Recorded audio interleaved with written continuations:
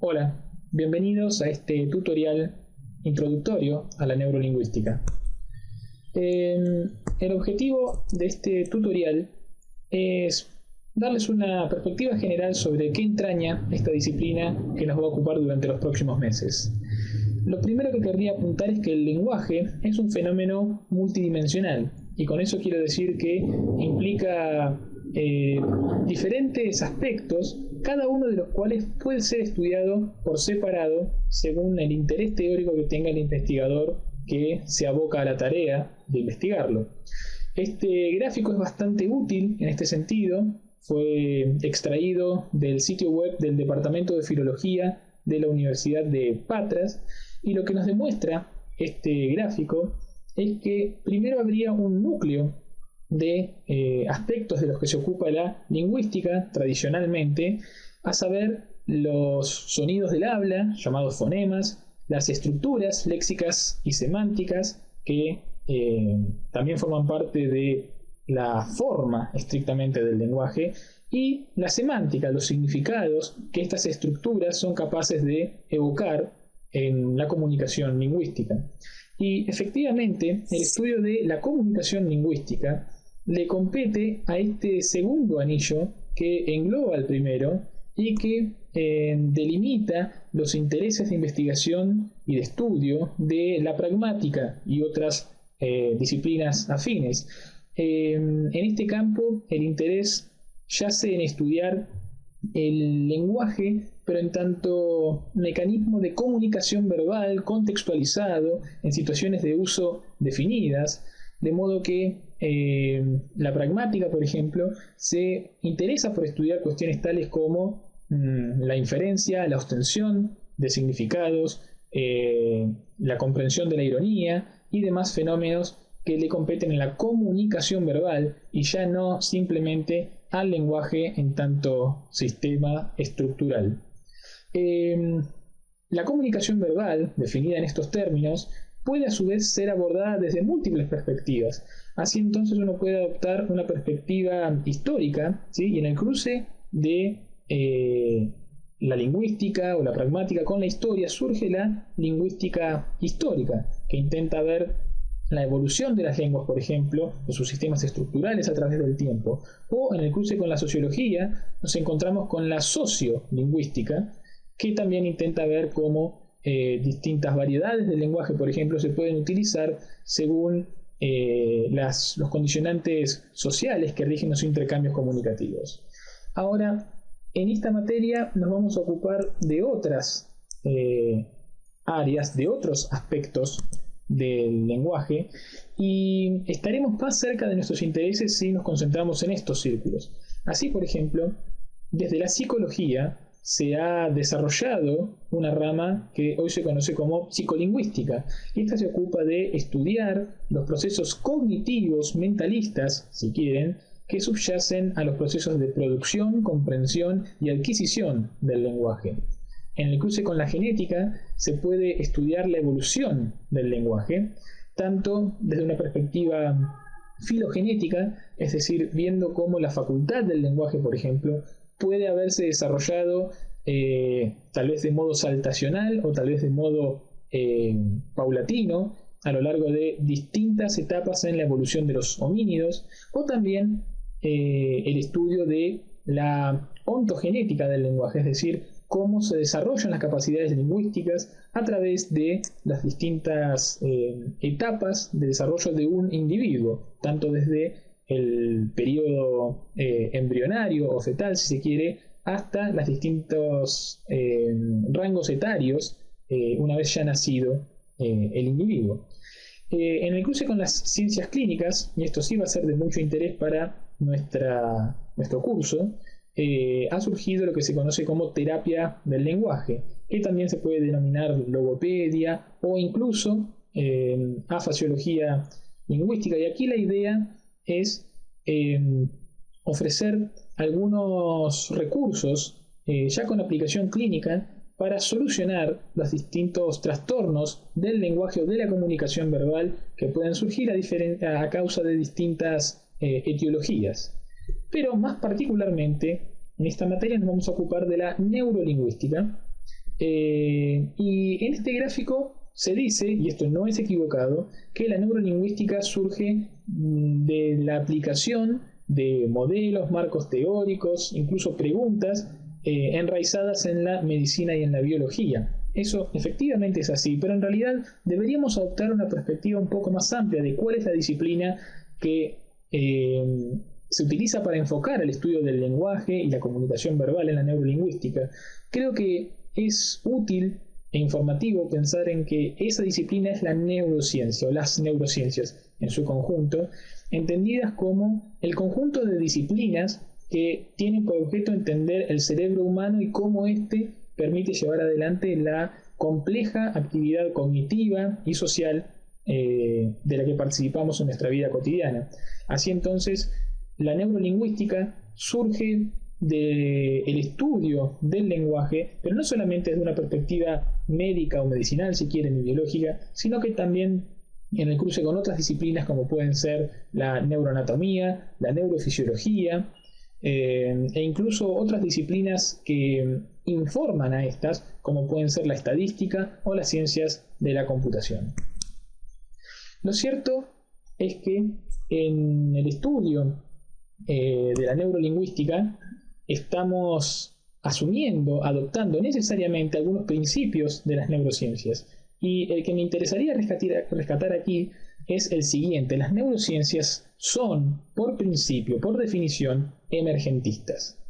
Esto significa, y aquí estoy adhiriendo a las palabras del ganador del premio Nobel, Eric Kandel, las neurociencias asumen que la actividad cognitiva, la actividad mental, es en última instancia actividad cerebral.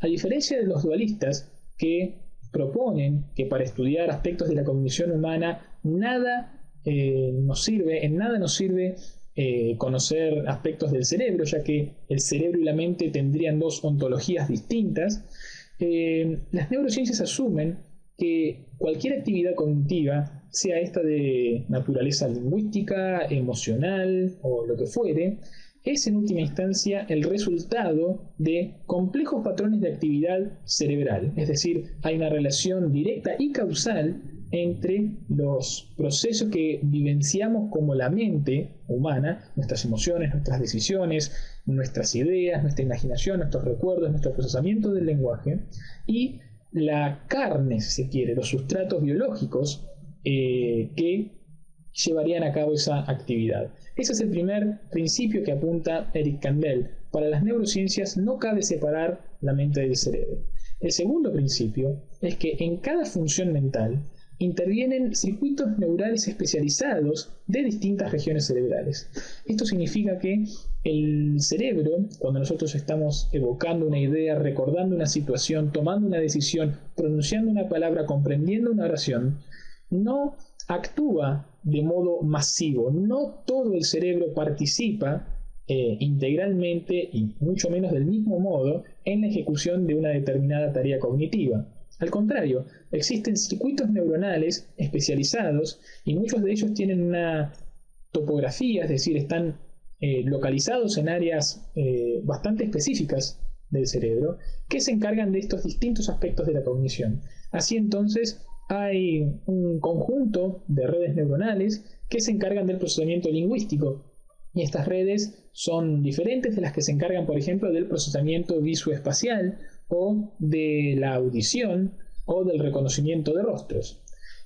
Puede haber entre los distintos circuitos neurales algún solapamiento, y es también cierto que si bien estas redes son ampliamente distribuidas, es decir, que están extendidas a lo largo de regiones muy distantes a veces del cerebro, la corteza e incluso estructuras subcorticales, suele ser el caso que la mayor parte, o por lo menos una parte crítica de esa población neuronal, se encuentra localizada en determinada parte del cerebro, de modo que algunas lesiones tienen el resultado de producir déficits muy selectivos en distintas funciones cognitivas. Esto lo vamos a ver más adelante en el curso. Y el tercer principio es que todos estos circuitos neuronales, a pesar de su especialización funcional están constituidos por las mismas unidades elementales de señalización, a saber, las células nerviosas. En el cerebro hay distintos tipos de células, las neuronas, por supuesto, pero también hay células como las células de la glía o células gliales que cumplen una función de soporte y, digamos, mantenimiento del sistema. Pero la transmisión de información en todos estos circuitos que tienen especializaciones funcionales muy distintas responden a los mismos principios de comunicación entre neuronas, ¿sí? La estructura de la neurona y los principios de comunicación sináptica son los mismos a través de las distintas áreas cerebrales, de modo que comprender cómo funcionan las neuronas nos puede abrir las puertas a comprender cómo funciona una multiplicidad de procesos cognitivos muy distintos. Dado que la neurolingüística adhiere o se ve atravesada por los principios de las neurociencias, el emergentismo es uno de sus principios epistemológicos básicos, y la adhesión de la neurolingüística al emergentismo queda bien capturada por esta cita del profesor Sidney Lamb, un neurolingüista estadounidense, que supo afirmar lo siguiente: una teoría exitosa tiene que ser compatible con lo que se sabe del cerebro en virtud de la neurología y la neurociencia cognitiva. Bien vale la pena ofrecer una caracterización plausible de las operaciones lingüísticas, tanto a nivel neural, una hipótesis del rol de las neuronas en la representación, la utilización y la adquisición de información lingüística, y a nivel de los sistemas, la localización de las funciones elementales en partes específicas de la corteza y las conexiones entre los diferentes subsistemas. Es decir, para el profesor Lamb, la única forma en que vamos a tener una concepción acabada del lenguaje es si prestamos atención a sus bases neuronales, entendiendo que éstas son responsables de toda esa experiencia mental que vivenciamos como lenguaje. Pero una imagen vale más que 1000 palabras, así que veamos aquí un pequeño video que nos va a demostrar de modo bastante elocuente cuál es la relación entre el cerebro y el procesamiento lingüístico. Bien, aquí vemos al médico anunciándole a la paciente que le va a aplicar unos choques eléctricos con electrodos y que mientras tanto le va a pedir que realice algunas tareas lingüísticas, en particular contar. To pinpoint the crucial speech areas. By using tiny pulses of electric current, you can jam temporarily the mental activity going on at a particular site in her brain. Do some counting for me. I want you to count up to 10 and then back down again. 1, 2, 3, 4.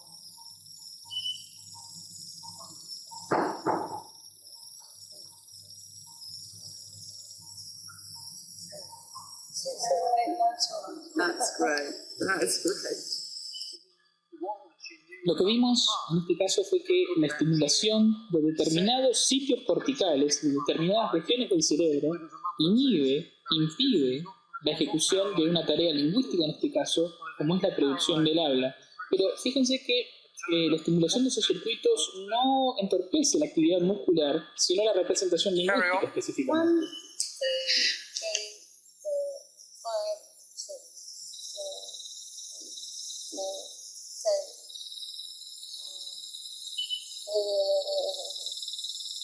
Go on counting. 1, 2, 3, 4, 5, 6, 7, 8, 9, 10. Okay. Lost, please. Sarah, thank you. El video demuestra de modo bastante elocuente que las habilidades lingüísticas, como en este caso la habilidad de contar, de pronunciar secuencias ordenadas de números, depende directamente de circuitos cerebrales. Veíamos ahí que la inhibición de algunas partes del tejido nervioso, de algunos circuitos neuronales, impedía esa actividad, impedía el procesamiento de esa información, mientras que la estimulación de otros sitios no lo hacía. Y algo interesante también es observar que en esos casos en los que la habilidad se veía interrumpida, esta limitación se debía no a una discapacidad motora, sino directamente a la incapacidad momentánea de acceder a la información cognitiva que involucraba la tarea. En fin, estamos ahora en condiciones de ofrecer alguna definición de lo que es la neurolingüística. El término en sí, neuro, cerebro, lingüística, lenguaje, data al menos del año 1933, se atribuye la primera mención del término a Korzybski, pero ha habido otros autores más prolíficos y ciertamente más conocidos, como Henri Eckhart y Dubois en el 69 y Whittaker en 1985, que se han encargado de la popularización del término. A decir de David Kaplan, por ejemplo, en un volumen muy afamado de 1987, la neurolingüística es el estudio de las relaciones entre el lenguaje y el cerebro, y se originó en la neurología clínica de fines del siglo XIX. Ha habido múltiples definiciones de esta disciplina.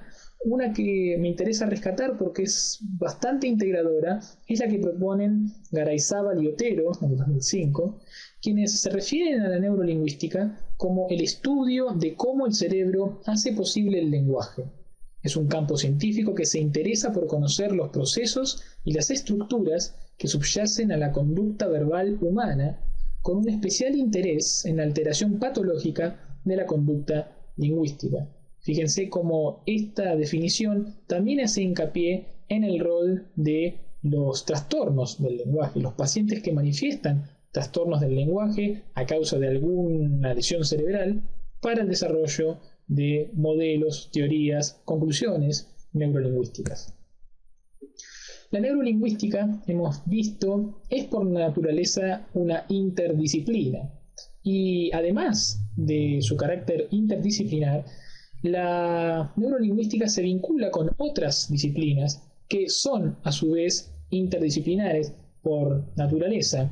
En particular, la neurolingüística guarda vínculos con la lingüística. De hecho, muchas de las clases naturales, es decir, los constructos básicos y los presupuestos sobre, por ejemplo, la existencia de distintos tipos de información y de representaciones lingüísticas, por ejemplo, los fonemas, los morfemas, las palabras, las cláusulas, las oraciones, son presupuestos que la neurolingüística hereda de la lingüística clásica, tradicional, en particular del estructuralismo.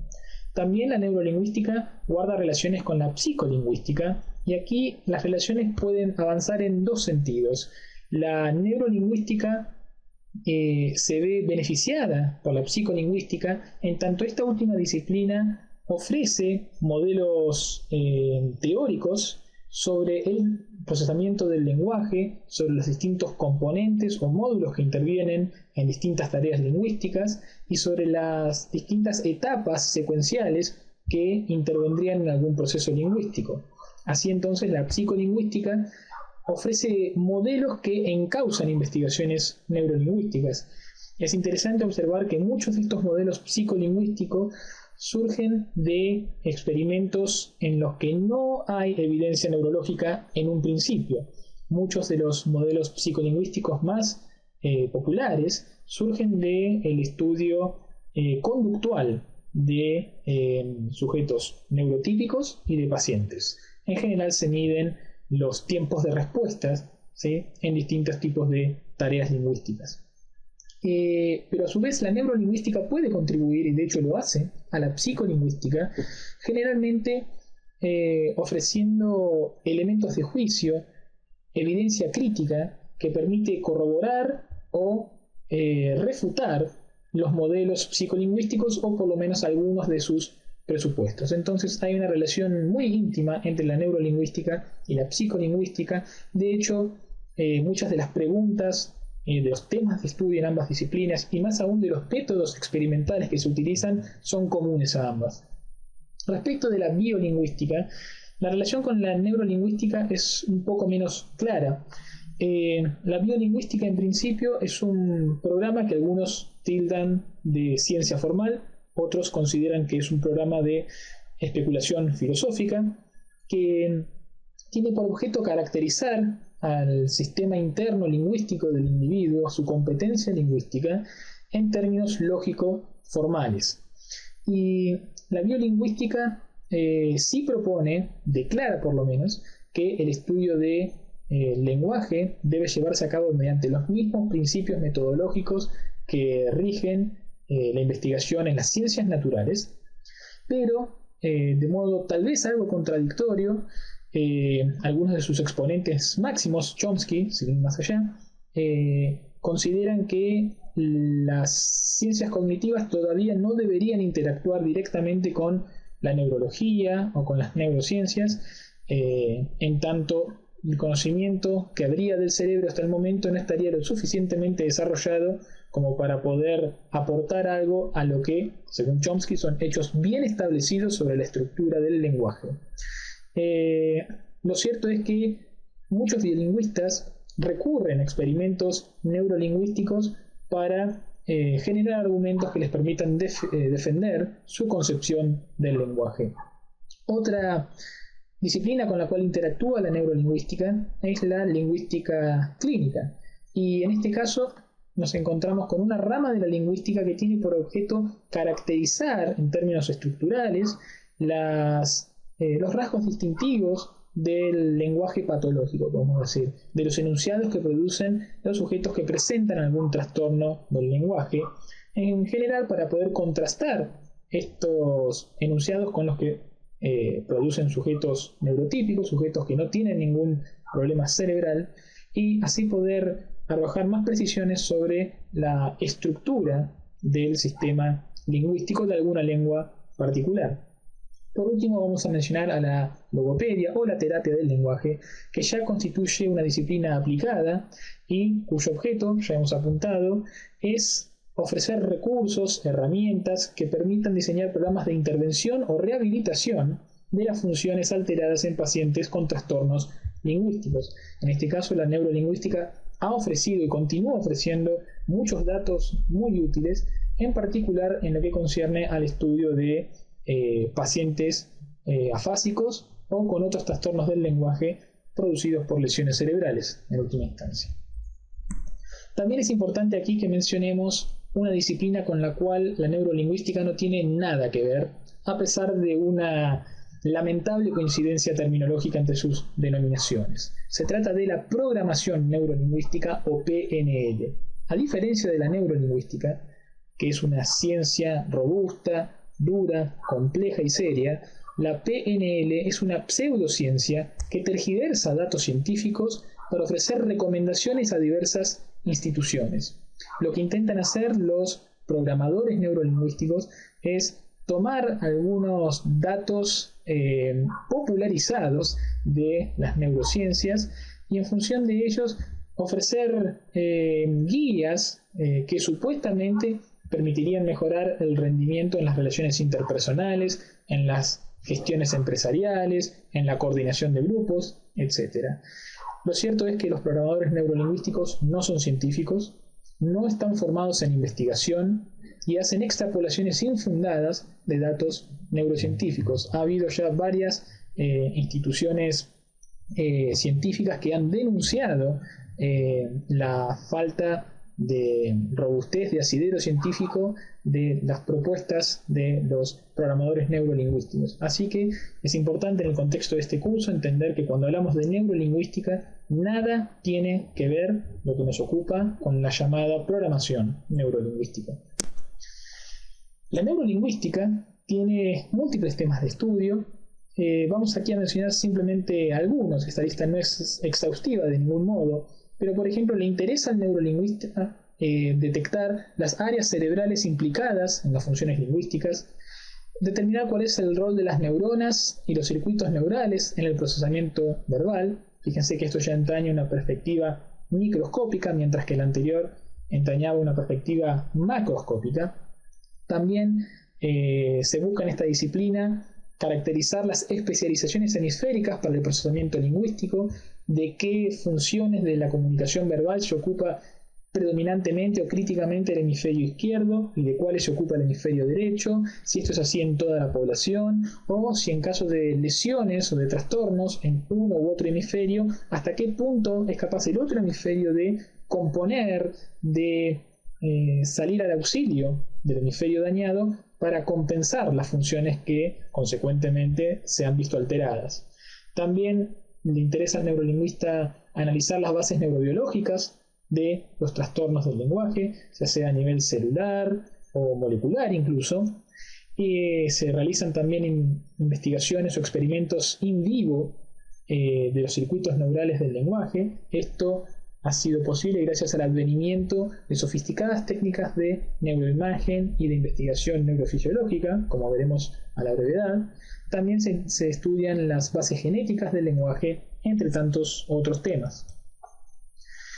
Las fuentes de evidencia que permiten abordar estas problemáticas son varias, pero hay dos principales.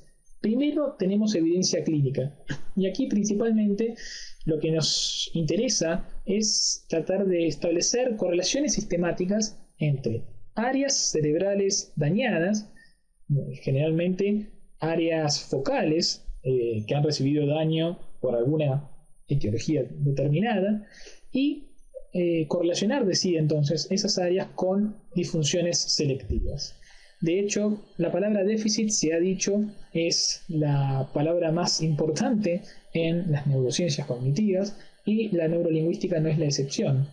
Entonces, desde hace ya más de 150 años, los neurolingüistas han llevado adelante observaciones que les permiten caracterizar qué tipo de alteración del procesamiento lingüístico es más predominante ante lesiones en determinada parte del cerebro. Pero no toda la evidencia que utiliza el neurolingüista proviene de cerebros dañados. También, como decíamos, se pueden llevar a cabo investigaciones in vivo del lenguaje con sujetos neurotípicos, es decir, con cerebros normales. Y en este caso hay distintas técnicas que se han desarrollado en las últimas décadas y que han arrojado datos realmente muy valiosos para entender cómo se organiza y cómo se procesa el lenguaje en nuestro cerebro. Por ejemplo, hay técnicas como los potenciales evocados en combinación con la electroencefalografía que nos permiten entender con gran detalle la secuencia y la organización temporal de los procesos neurolingüísticos, si bien poco es lo que nos permiten saber sobre en qué parte del cerebro están teniendo lugar esos procesos que se estudian. Mientras que hay otras tecnologías, otros tipos de evidencia ofrecidos, por ejemplo, por técnicas como la magnetoencefalografía, que vemos aquí, o la resonancia magnética funcional, o la tomografía por emisión de positrones, que tienen gran resolución espacial. Y estas técnicas entonces nos permiten establecer con un gran nivel de precisión qué parte del cerebro se está activando principal o diferencialmente al realizarse determinada tarea cognitiva. Muy bien, con esto vamos a dar por cierre este primer tutorial. Gracias por su atención.